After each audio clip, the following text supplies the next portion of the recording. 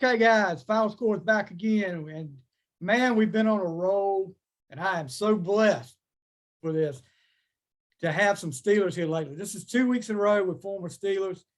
With me today is a guy that a lot of people don't know about, but you should.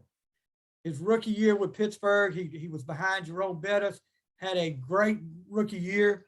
And also, if you go back to college, this guy played at the same college as Marshall Faulk and broke a lot of Marshall Faulk's records. With me tonight, and I'm not talking about the country singer, I'm talking about Mr. George Jones. How you doing, Mr. Jones? I'm doing great, Steve. Thanks for having me. Yes, sir. Thank you for being on the show. I mean, it's a great honor. Like I say, to all the Steelers I talk to, it's a great honor to have any Steeler up here. And look behind him, guys, you'll see the original 43 jersey back there. And I don't know who that other guy was, but I'm wearing a 43 jersey today. Hey, I'm happy. I don't know who that other guy was. Well, like we just talked about, I'm happy Troy wore that number and he took it to another stratosphere. And again, we will be linked forever with his Uncle Kennedy Pola. So I'm happy he took it to another level. So am I correct? You grew up in South Carolina, Greenville, South Carolina? Yes, sir. I'm born and raised in Greenville, South Carolina. Growing up, just like any other kid back in Greenville, it was hard times. I'm trying to think of my earliest years, as far as back as football concerned. I think the most recent memory I have of football when I started was probably 8th grade. I can't even remember before that. Right. I previously met a family. I befriended a guy named Nathan Broom in 1987 in the 7th grade. During that time, I had never really been around anybody that really looked like me, that didn't look like me. So he asked me to come over his house and, have dinner and meet his family. I was a little reluctant to do that, but it was the best decision I had made in my life. So when I met his family, Monty, his dad Monty, his mom Jackie, and his sister Leah in 1987, that's when football started going in a positive direction for me. That following year, going into the 8th grade, I remember Nathan and his dad Monty asking me to play for a team called Eastside Dolphins. And I ended up playing there. And then from that point, I ended up going over to Eastside High School in Taylor, South Carolina. That's where I went to high school. I started on the varsity for 4 years in high school at Eastside. I did really, really well in football in high school. I ran track. I weightlifted, I wrestled, but I didn't do well in school. I was a terrible student. I didn't do well at school at all. So from that point, going into my senior year and doing really well, there was nowhere for me to really go to college because I didn't have the grades to go to college. So a guy on the team, his name was James Pugh. His dad, I think, has some type of connection to Bakersfield Community College out in Bakersfield, California. So I ended up going there. Now, Steve, before I didn't really want to go there because I hadn't left, the state, the city of Greenville. I've never had been on a plane before in my life. But Monty Broom, who I met in 1987, told me, he said, George, you're leaving Greenville. You're going to go out here. You're going to make something of your life. And and when I didn't want to go, he said, George, you're going to go, one, because I bought the ticket. So you're going to go out there. So, and I can remember him, driving me to the airport, Greenville-Spartanburg Airport, and him talking to me the whole time. And Steve, I'm crying the whole time in the car because I was afraid. I was just afraid to leave. And I didn't think that I was, good enough or going to do well without any support. So I ended up going out there, and it was the greatest decision that I ever made in my life. And along with meeting the Brooms, those were the two best decisions up to that point that I had made in life. So I went out to Bakersfield, 1993, my freshman year, did really well. and then came back home in the summer. Was around money during the summer. I got a little job. I trained, and I remember my coach Carl Bowser out there at Bakersfield telling me, George, if you show the dedication with getting yourself in supreme shape and coming back ready to play, we will, make the offense around you. And that's all I needed to hear. So I went back out there in 1994, and, my football life just shot up from there. I ended up being National Player of the Year, setting a national record for touchdowns in 10 games and all that. So at that point, then I had like a lot of offers to where I can go to school. Unlike 2 years before that, when I was in high school, I didn't have the grades. So coach Carl Bowser out there at Bakersfield, he was really good friends with the head coach at San Diego State. And San Diego State wasn't on my radar at the time about going there. So I ended up going out there. I knew a little bit about San Diego State because of Marshall Falk. He ended up, leaving in 1993, and then his rookie year was 1994 with the Indianapolis Colts. And obviously he won Rookie of the Year, and obviously, the great player he ended up becoming. Sure. So I remember going out to San Diego on my recruiting trip, and, meeting Marshall. And Marshall, I can remember like it was yesterday, Steve. Marshall said to me, George, you probably don't want to come to San Diego State and live in my shadow.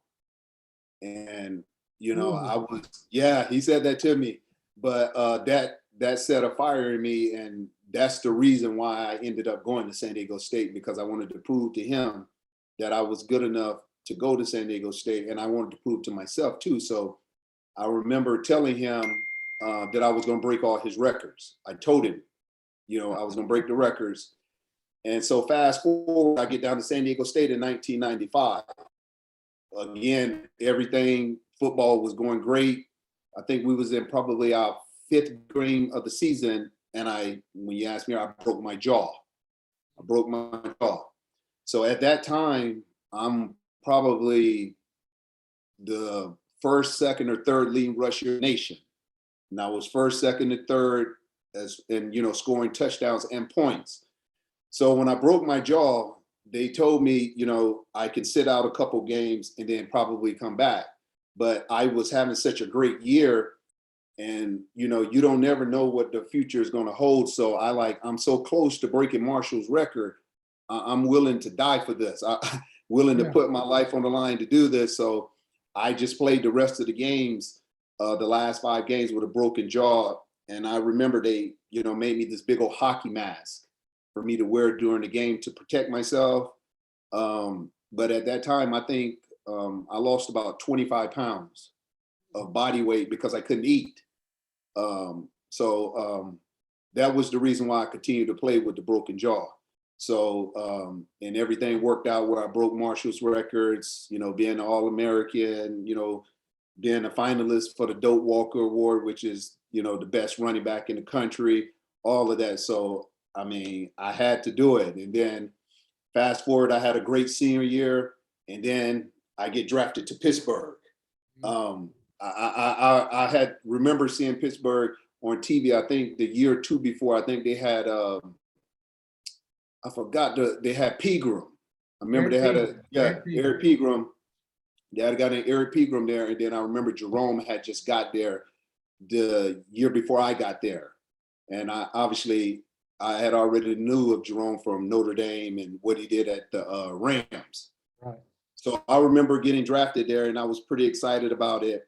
I was a little, I didn't know if my style of play fit in with Pittsburgh, because if you look at their history, most of their running backs have all been really, really big, heavy guys. Yeah.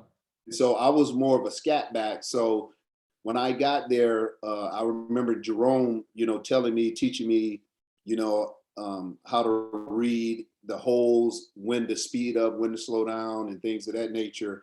And he helped me out a great bit to be able to win the third down job, where I would come in and catch a bunch of passes, block, and do all of that. So it was a great time. And the Steelers were, they're a great organization. And And I can remember, when it was super cold out there and we were playing in the games and back in Three Rivers, the stands used to shake when everybody's stomping.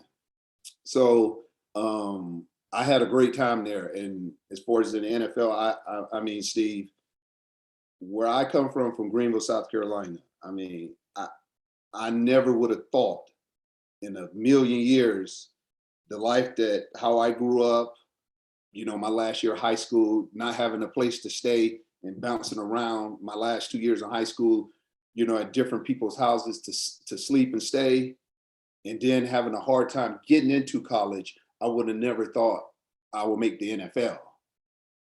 So that was never a dream of mine that I would ever make the NFL. I just never thought I was a good enough player to do that. But I guess I think once I got to college and the coaches, kind of, believed in you and gave you a bunch of confidence about yourself, I think that's when my football life like really shot up. I remember in high school, Monty used to tell me all the time.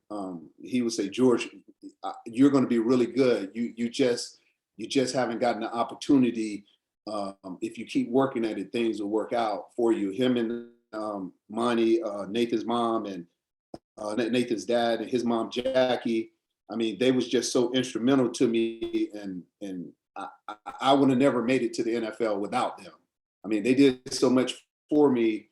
I mean, there was not only like the emotional support I needed as a young kid, but financially, I got my first car. Monty bought my first car for me, a brown Oldsmobile back in the day.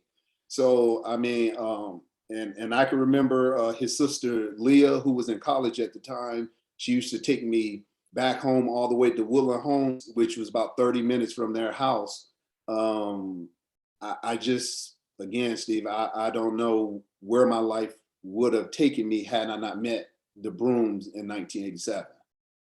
Isn't it funny how God works in mysterious ways like that? Yeah, and especially when it's people who don't look like you. Exactly. Right. Here is a white man, white family, and they taking a total stranger in, and knowing that he needs some help, emotionally, spiritually, everything. And they looked out for me when nobody else at that time was doing that. So I owe everything to them when it comes to where my life is at right now. And being the person I am right now, I don't think I could have made it this far without their, Monty and Jackie and the Brooms' guidance to, at that point started in 1987. They definitely saw something in you. That's for sure, Mr. Jones. Yeah. Definitely. So going back a little bit, when you get to Pittsburgh, Coach Bill Cowher. I've said there's two coaches I never got a chance to play for, and I didn't make it past high school, but one of them was one of our legendary coaches at my school that I was too young to play for, and the other was Bill Cowher. I mean, it just seems like he was a coach that you want to go through a while for. What was it like playing for Coach Cowher? Well, Coach Cowher played in the NFL, so he was more of a player's coach, because I can remember in training camp at Latrobe, Pennsylvania, when he felt like the team was sluggish and we were hitting too much and, the practices seemed to be too hard, he will back off and listen to the veterans on the team and give us a bunch of breaks. So, I mean, from that standpoint, being a player, he knew what the players needed, when to push them, when to, pull back and everything. He was great to me, and I got all the utmost respect for him. So it was a great time with him and the running back coach, Dick Hope. Hope, yeah, legendary running back. Yeah, from Franco Harris all the way down. And you talked about Three Rivers. Now, you guys that year, your rookie year, you guys go deep into playoffs. I think you beat New England 7-6 at Three Rivers, and then unfortunately we lose to Denver in the AFC Championship game. What was that atmosphere like? Like, tell me about, this is something I try to ask every player I talk to. The first time you come out of that tunnel of Three Rivers, coming from where you didn't think, I'm never going to come out of Greenville, South Carolina. Here I am playing for one of the legendary teams in the NFL. What was that feeling like the first time you were getting ready to come out of that tunnel? Oh, Steve, I can remember it like it was yesterday. We were playing America's team, the Dallas Cowboys. First game of the season, Yes, the triplet. I do. Troy Aikman, Michael Irvin, Emmitt Smith, and Deion Sanders. I remember it coming out of there. I can remember I got dressed really quickly because I wanted to see what Emmett and Deion and all those guys look like in person, because you see it on TV all the time. And me being a running back, I wanted to see what my size was compared to Emmitt Smith. And when I saw him, I was like, wow, we're like exactly the same size, because when you see it on TV, it looks a lot different. But man, I can remember walking down, because remember we shared the locker room with the baseball team. Yeah, that's right. Yeah. So I can remember coming down and walking grid to come on, man. And it's just so electric when you come out of there and you see all the fans and everybody just going crazy and the music blasting. Now, what I can tell you is now the actual surface playing on, man, it was tough on the body because that was basically concrete that you was playing on top of. But it just brings chills through your body when you're out there at Three Rivers and you're playing a really meaningful game and the fans are just going crazy and you could feel the shaking of the stands when everybody was stomping. And so to get back to when you was talking about that long run we had in the playoffs, it was crazy because we played Denver during the regular season at Three Rivers and we blew them out. We blew them out. At that time they had John Elway, Terrell Davis, Rod Smith, Shannon Sharp. We blew them out. So at that time, we were the number one seed. We had home field advantage throughout the playoffs. So going into the AFC Championship, we're on an all-time high. We are really confident that we were going to win that game. And the crazy thing, Steve, is had we won that game, the Super Bowl was being played in the stadium I played all my college games in. Oh, it was wow. in San Diego. Oh, yes. Wow. Yes. But unfortunately, our team that Sunday we didn't show up and we turned the ball over a lot. And, John Elway went on to win, their first Super Bowl and, the rest from there. But I think just a few mistakes here and there, we should have made it to the Super Bowl that year. Yeah. Can you imagine the matchup of that defense and you guys against Brett Favre and the Packers that year? Man, that would have been a great matchup there. Unfortunately, like you said, turning the ball over. I can remember watching that game and being like so up and then going so back down and up. It was up and down, but yeah.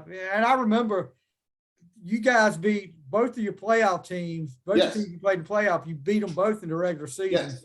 And that playoff game against New England just about gave me a heart attack. The 7-6, but man, just a great time. But remember, Steve, that was Cordell's first year starting.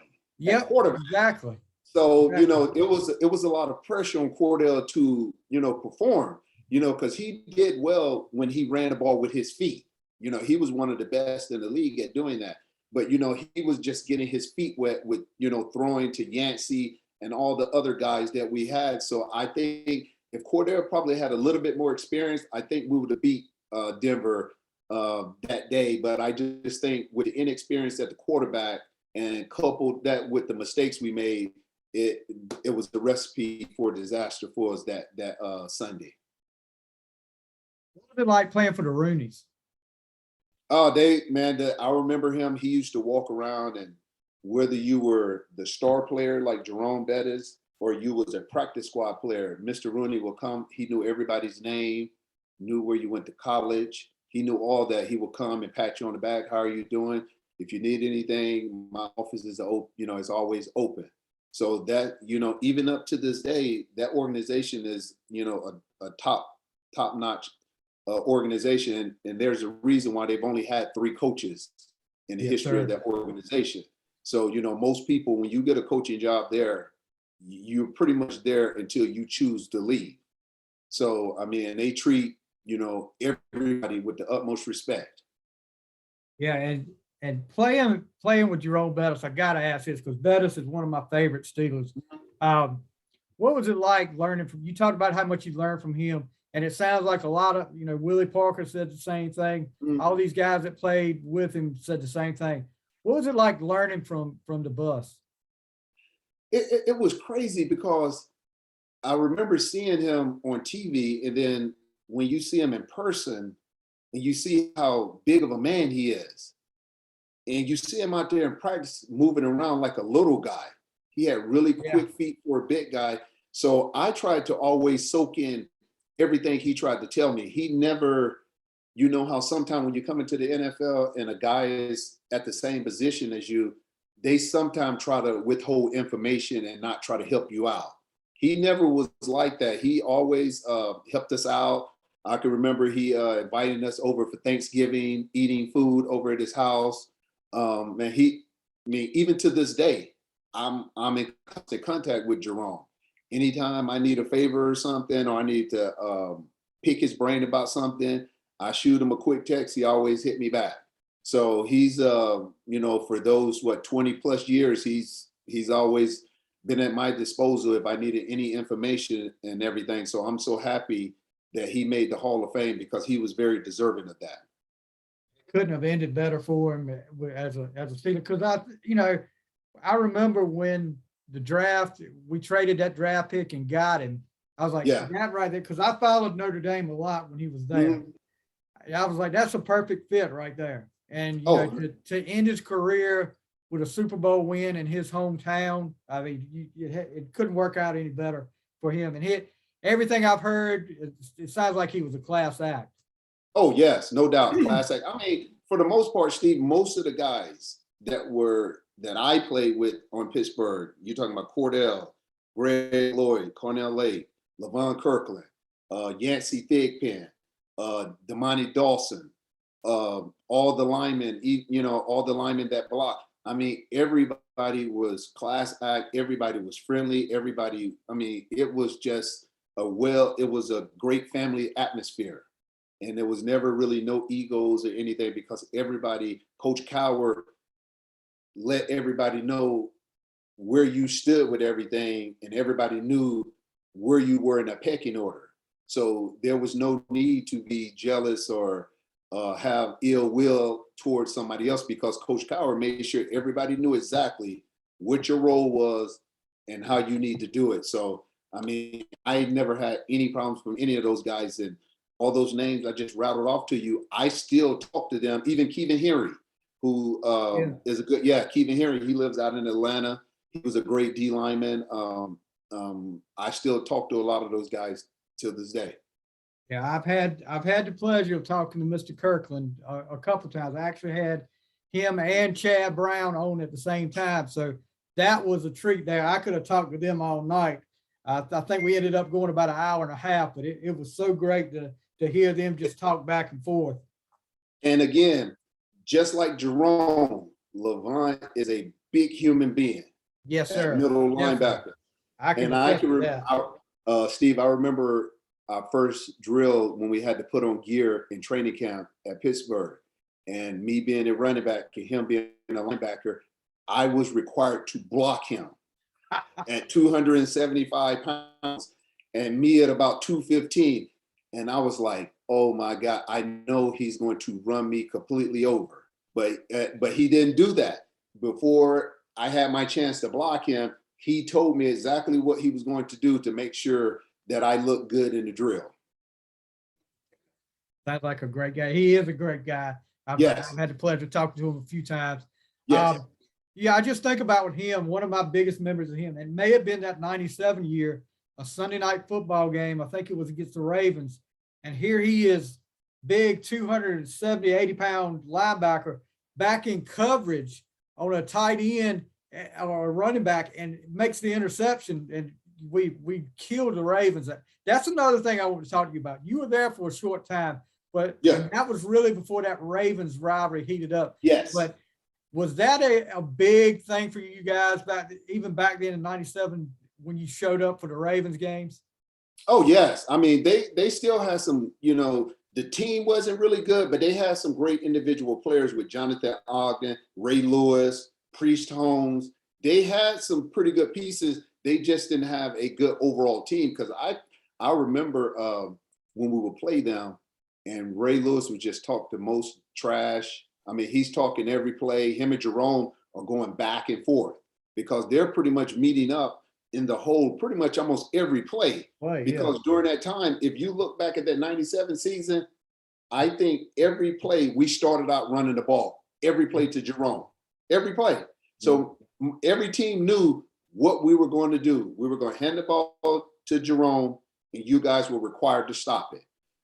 And those were some epic matchups against the Ravens, but they wasn't the Ravens as we know them right now. But Ray Lewis was, obviously, he's a top 100 player. He was good back then, all the way up until he retired. So those were some good battles going against them. And also, we had some good battles against Houston with Eddie George. Yeah. Those were some good battles as well with those guys. Tell me this: you were there a short time, but what was your favorite memory as a Steeler? I tell everybody it's just a camaraderie when you during a training camp. When you go into the locker room after practices, when you're during the season, you go through the practice and you come in the locker room. I can remember most guys didn't even want to go home. Everybody just enjoyed sitting in the locker room, cracking jokes, having fun, and getting along with each other. That is the best part of football for me that I miss. Just the camaraderie, being around the guys when we had to, if we had to travel, we all traveled together. You're sitting on the plane, everybody's having fun. I mean, it's a life that most people wouldn't understand if they've never been in it. And only 1% of the world, of people get to do this job. It'll be something that I will always have to be able to look back on. I mean, it was just the practices, being around the guy. I mean, it's hard to describe, but it's like when you're there, you're like, I cannot believe I'm actually playing for the Pittsburgh Steelers. I'm actually walking out for practice in Three Rivers Stadium, and they're shoveling the snow from one end of the field, and we go to the other end and practice, and then the snow falls down, and then we go to the other end. So it was the greatest thing. Do you think there's something different about football than any other sport as far as the camaraderie with the guys? Because you get out there on the field, and there's been guys, like I said, I played in high school, and there have been guys I may not have really liked before I started playing with them. But I look at them now, even 35 years later, as family, and I would get back out there on that field with them in a heartbeat. But don't you think there's something different? And no offense to basketball, baseball, or any other sport, but don't you think there's something different about football with that way? Well, but just think about it. When you get to the level of a professional athlete, especially a professional football player, you are around your teammates more than your own family. Yep. So sometimes you are telling and being confidential about stuff that you're not even doing at home because you're around the players. And like football, like basketball, you can have a star like Michael Jordan that just can take over the game. But in football, if all 11 guys don't do their job, if one guy messes up, it destroys the whole play. Exactly. Yeah, that's the difference in football versus every other sport. In football, it's the ultimate team sport. Out of the 11 that are on the field at a time, if one person on the offense, a lineman, a wide receiver, somebody jump, they miss a block or something like that, it completely breaks down the whole play. So football, even though sometimes we get a bad rap about the physicality of football, but it's I think it's like a teacher of life. You get knocked down, you got to get back up. Yep. You get knocked down, you got to get back up. It's the same thing in life. You may lose your job, you may go through a divorce, you may have something, but then you got to get yourself back up and keep on moving. Exactly right. You couldn't put it any better than that. Let's talk a little bit about you're a stay-at-home dad, Yes. and now you're an author, the present dad. Yes. Yeah, let's talk a little bit about that, about how that came about. Talk a little bit about how you became a stay-at-home dad, why that's so important to you. Well, like I explained earlier, I grew up without a father. So I always wanted, to have a dad, somebody to talk to, somebody to, go through life's up and down with. So when I met my wife at the time, my girlfriend, Katie Ray Jones, when we got married and decided to have a family, I asked her, I said, I would like to be the one that stays home. And she had no problem with that. So now, Steve, you got to understand this whole thing with me being a stay-at-home, dad is not possible without my wife, Katie. If she, was not on board with us, I couldn't do this.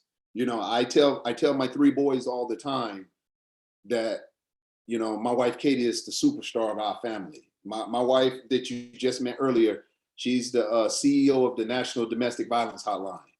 So she has a very important job that she does. And again, without her, I wouldn't be able to be allowed to be a stay-at-home dad. So I got to give her a bunch of credit and allow me to be able to do this.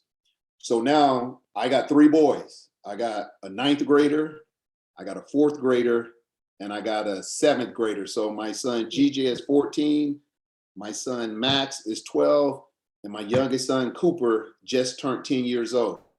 So for me, being a stay-at-home dad is the greatest thing in the world. We just had this, long conversation, me and you, about football, Pittsburgh Steelers, Three River Stadium, AFC championships, all that. I can honestly tell you, Steve, being a father is much greater than any of that all put together. No doubt about it. Yes. I mean, this is, I tell my boys all the time, GJ, my son Max has Down syndrome. I have my middle son Max has Down syndrome. So I tell my oldest son GJ and my youngest son Cooper all the time, I tell them, I appreciate you allowing me to go through this process of life with you, that you allowed me to be a part of your life to be able to do this. So, I mean, for me, writing this book about, our greatest gift that we can give our kids is being present. And for me, I'm trying to give back with this book and the curriculum that me and my publisher are doing.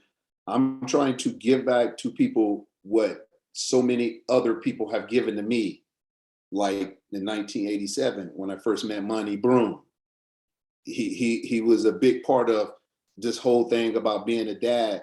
He was the first, male figure I seen on how you're supposed to treat your wife, how you do your kids, how you be a good family man. That was my first time seeing that. And I've met other people along the way.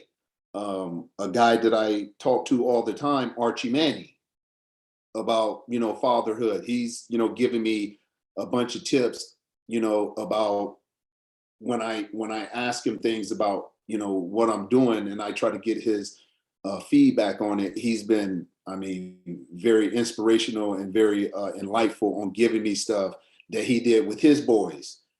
Eric Dickerson, same way. All the stuff that he did when he first had kids. So what I try to do is take all that collection of stuff that I've learned over the years, and it may be a guy out there that's just like me who was looking and needing help on trying to be a better father. Maybe I can help somebody along the way with this book coming out. That's awesome right there. Not a lot of people would think of something like that, but that's awesome. Now tell us where we can find this or where we can find you online and find out about this stuff. Well, the book is supposed to be released on Father's Day, and the website is thepresentdad.com.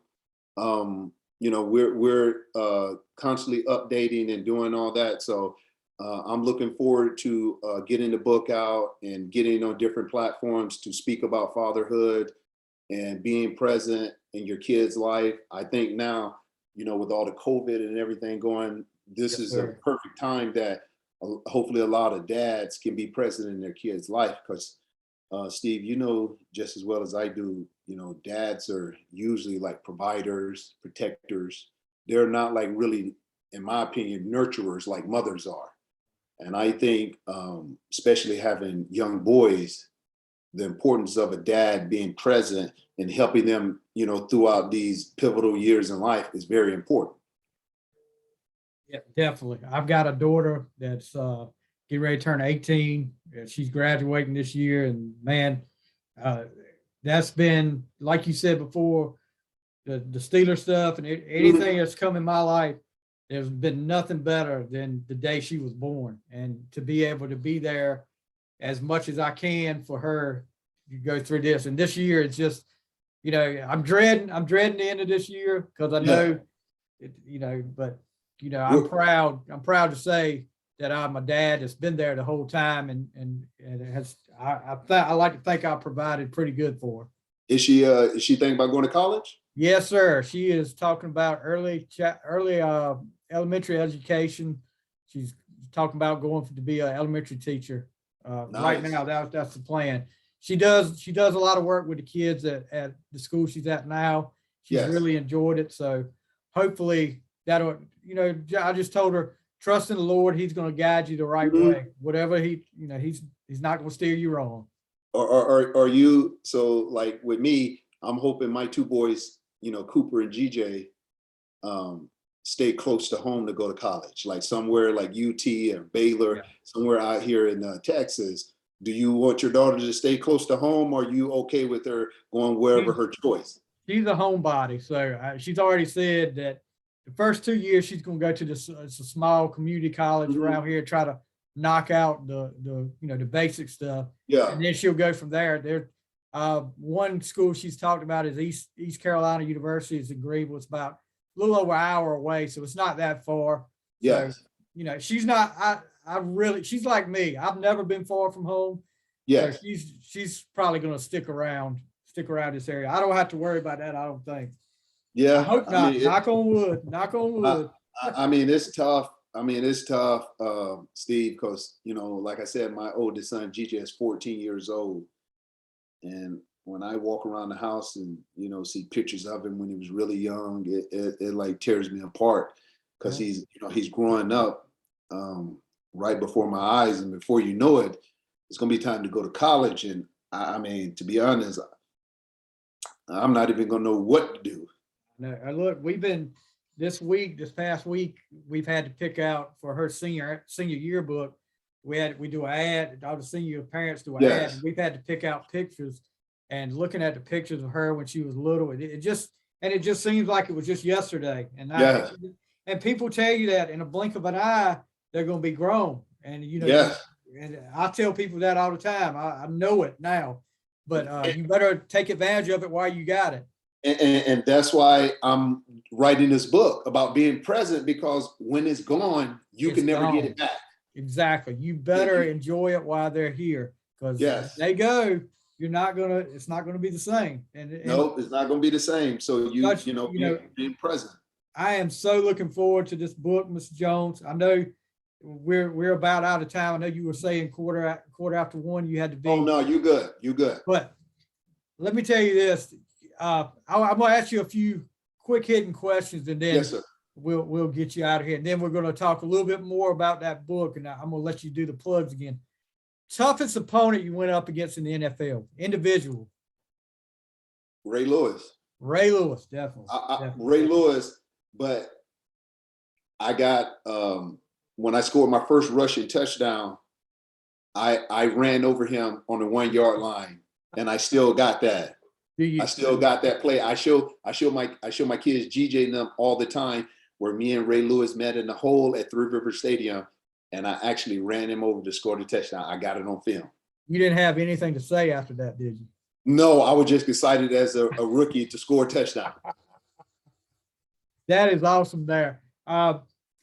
Favorite place to play on the road? I would say Arizona.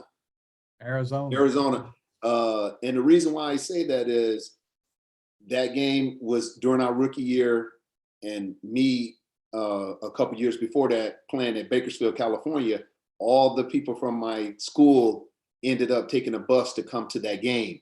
And if you remember that game, we had to win in overtime. Overtime. Yep. Remember that? We had to win in overtime, and that was like one of the up and down games we had. And then Jerome ran the winning touchdown to win that game in overtime. So that will always stick out in my memory. You know what? We're sitting here talking about this. I've got a bunch of old Steeler games I've kept over the years. I'm gonna have to go back and watch this '97 season now. Yeah.